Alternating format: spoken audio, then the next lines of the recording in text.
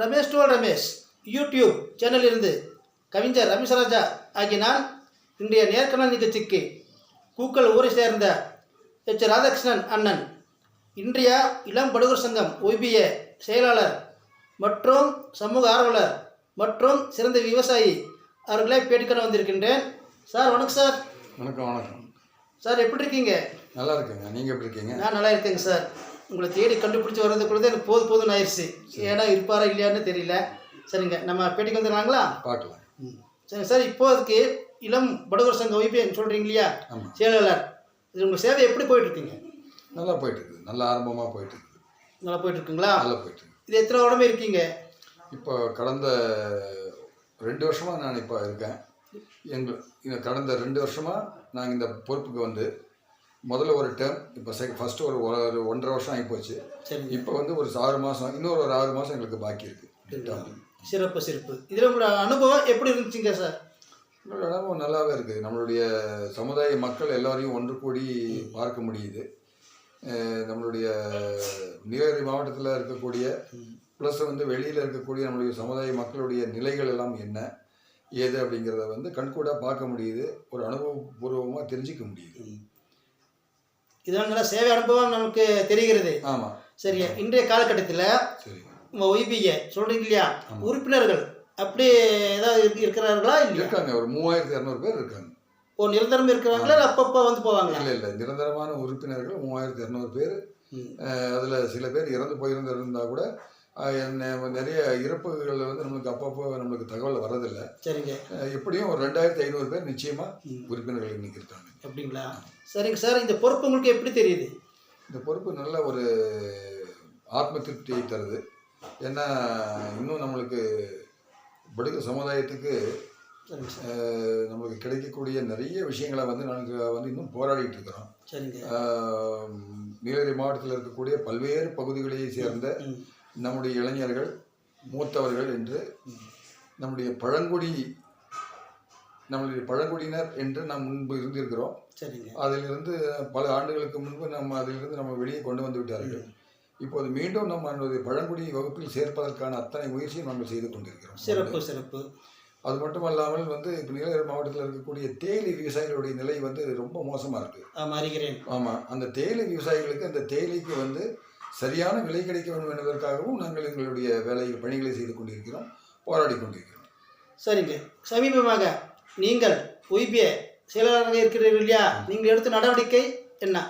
நாங்கள் மத்திய வர்த்தகத்துறை அமைச்சர் அவர்களை நாங்கள் டெல்லி சென்று சந்தித்து விட்டு வந்திருக்கிறோம். சரிங்க. அவர்கள் ஆக்கப்பூர்வமாக நடவடிக்கைகள் எடுப்பதாக கூறியிருக்கிறார். சரி, அது ஒரு நல்ல ஆரம்பம் என்றே நாங்கள் நினைக்கிறோம். மற்றபடி இங்கே மாவட்டத்தில் இருக்கக்கூடிய நம்மளுடைய பழங்குடியினர் பட்டியலிலே நம்மளை சேர்ப்பதற்கான வேலைகளில் இங்கே மாவட்ட அளவில் இருக்கக்கூடிய நம்மளுடைய அந்த டாக்குமெண்ட்ஸ்ன்னு சொல்லுவோம் இல்லையா, அதில் வந்து சில குளறுபடிகள் செய்து வைத்திருப்பதால் அதை திருத்த சொல்லி மாவட்ட ஆட்சியர் அவர்களையும் டிஆர்ஓ அவர்களையும் சந்தித்து பேசியிருக்கிறோம். இனியும் தொடர்ந்து அதுக்கான கூட்டங்கள் எல்லாம் நடைபெறும். இன்னும் நிறைய பணிகள் எங்களுக்கு வந்து பாக்கி இருக்கிறது. இது உங்களுக்கு முக்கிய பங்குண்டு. நிச்சயமா. சரிங்க சார், நீங்கள் ஒரு சமூக ஆர்வலர் என்று கேள்விப்பட்டேன். சரி, இதோட ஒப்பிடாமல் உங்களால் சொல்ல முடியுங்களா?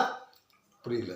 இந்த ஒய்பியோட ஒப்பிடாமல் சமூக ஆர்வலர் உங்கள் தனிப்பட்ட முறையில் கேட்கிறேன். எல்லாமே நான் என்னுடைய கூக்கல் ஊருக்கு வேண்டிய அத்தனை வசதிகளும் செய்து கொடுக்க வேண்டும்.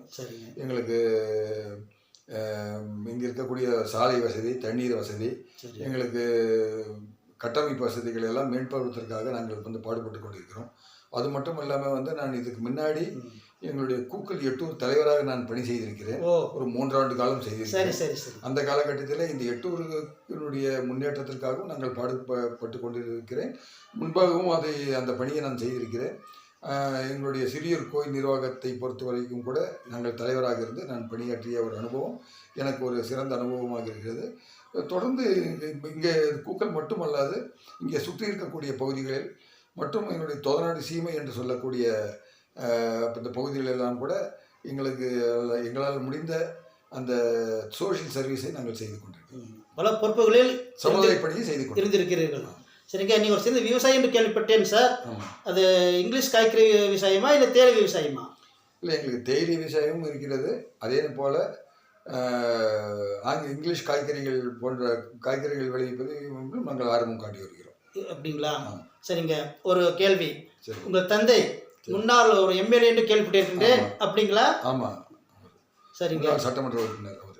எத்தனை வருடம் அங்கே பணியாற்றி இருக்கிறார்? அவர் வந்து மொத்தம் 3 டேர்ம் இருந்திருக்காரு. 3 டைம்.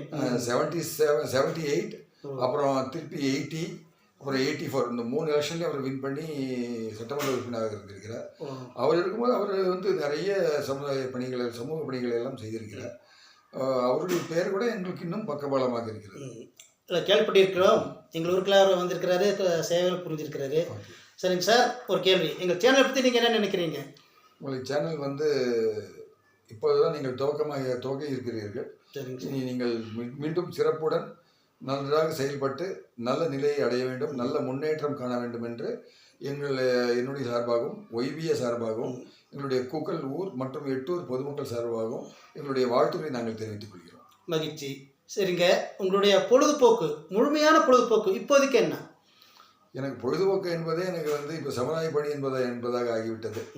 மற்றபடி நான் திரைப்படங்கள் பார்ப்பதிலே மிகவும் ஆர்வமுடையவன். சங்கீதம் கேட்பதிலே மிகவும் ஆர்வமுடையவன். இசை ஆர்வலர். சரிங்க சார், அதுதான் என்னுடைய டைம் பாசிங். இது மட்டும் அல்லாது இதற்கு நான் 2018க்கு முன்னாடி ஹிந்துஸ்தான் ஃபோட்டோ ஃபிலிம்ஸ் தொழிற்சாலையிலே நான் பணிபுரிந்திருக்கிறேன். அப்போது நான் இந்த லேபர் யூனியன் ஜெனரல் செக்ரட்டரியாக, ஐஎன்டிசி ஜெனரல் செக்ரட்டரியாக பணியாற்றிய என்னுடைய அனுபவமும் உண்டு. அந்த பொறுப்பில் இருக்கு. பொறுப்பில் இருந்திருக்கேன். சரி, பரவாயில்லைங்க சார். நான் வந்து கேள்விப்பட்ட வரைக்கும் நீங்கள் ஊரில் இருக்கிறதா சொன்னாங்க. அதுக்காக நீங்கள் எனக்காக இந்த சேனல் ரமேஷ் சேனலுக்காக நேரம் ஒதுக்கி எனக்கு பேட்டி கொடுத்தமைக்கு ரொம்ப நன்றிங்கய்யா. நீங்களும் எங்களை தேடி வந்து இந்த பேட்டி எடுத்தமைக்காகவும், இந்த சேனலுக்காக எங்கள் பேட்டி எடுத்ததுக்காக நாங்களும் உங்களுக்கு வந்து நன்றி சொல்லுங்கள். நன்றி.